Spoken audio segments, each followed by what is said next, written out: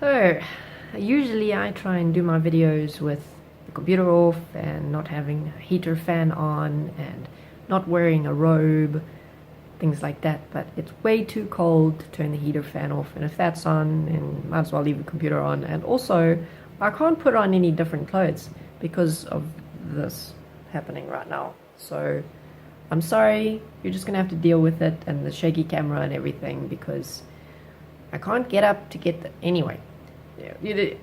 Let's just move on.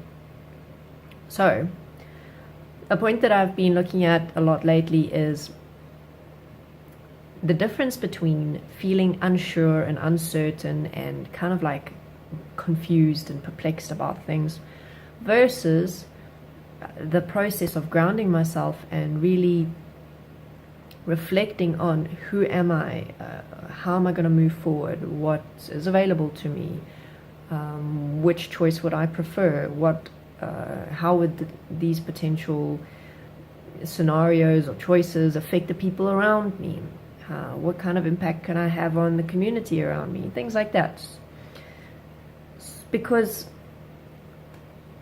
what I've found, at least, is that very often when I'm looking at what am I going to do about something, I don't ground myself effectively enough, and I kind of sit there and start thinking in my head of all the various scenarios and all of the possible motivations that could be behind my choices and all of these things that maybe could be influencing.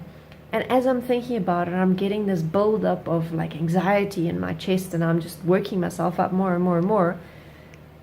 And at the end of the day, I don't find a solution because the whole experience just becomes like overwhelming, and I don't know where I am, which way is up and down. And all I know is I feel this intense anxiety about this point that I'm trying to decide on, and I can't figure it out, when the solution is actually very simple. It's a process of I need to ground myself to look at things practically and objectively. And where I've been not doing that effectively is when I'm trying to figure things out in my head instead of finding a process that is supportive. Like, for example, writing things down. Like, these are the pros, these are the cons, this is how I feel about it, these are the things that are influencing my decision. Okay, let me see what happens when I take those things away. Let me work through some self-forgiveness. Okay, now where do I stand? I haven't been doing that process very effectively. So what I've been doing is just building up this anxiety, and it's not necessarily around big choices. It's stuff that really is so unnecessary to work myself up about. And I find that a lot of the themes of this tends to go around what if I had made that choice, or what if this happens, or what if I'm wrong, or what if this is the bad option. And there is no answer to what if, because the whole question is based on the assumption that we can tell the future, we can accurately predict what would have happened if we had made different choices in the past, and that we can predict accurately what will happen with other people and with random events around us and with the environment around us. We can't. We make the best choice that's available to us at the time, according to our understanding at that time, according to where we're at that time. And sometimes, sure, we have to face some consequences, and we have to learn from choices that ended up being mistakes. Sometimes who we are is impatient and hard-headed and unwilling to consider other things. Sometimes we have to learn hard lessons. Well, not have to, more like we make ourselves learn hard lessons. That if maybe we had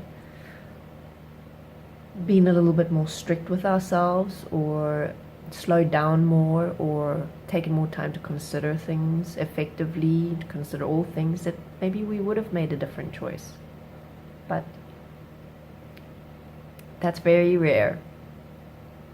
And, well, we all do make mistakes. And when we do, we have to forgive ourselves and learn from them. And forgiveness does not mean forgetting. And that's something that very often comes up in a lot of people, is that how could I possibly forgive myself, because that would somehow diminish or devalue what I did, or the choice that I made, or the effect that it had, and somehow make it okay. Forgiveness doesn't magically cure things. It doesn't magically make everything okay. It gives us the opportunity to really learn from our choices, our actions, our thoughts, our words, by removing the emotional components that very often blind us from being able to really see things clearly, from being able to break things down and learn and understand better. It keeps us in this fog of emotional turmoil. So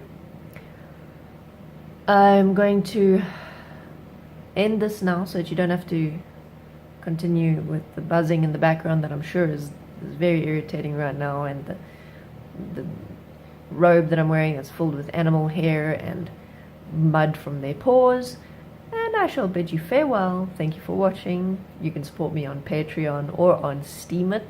You can be part of the discussion by leaving a comment, or you can send me a direct message with a request or question or whatever. So, see you next time.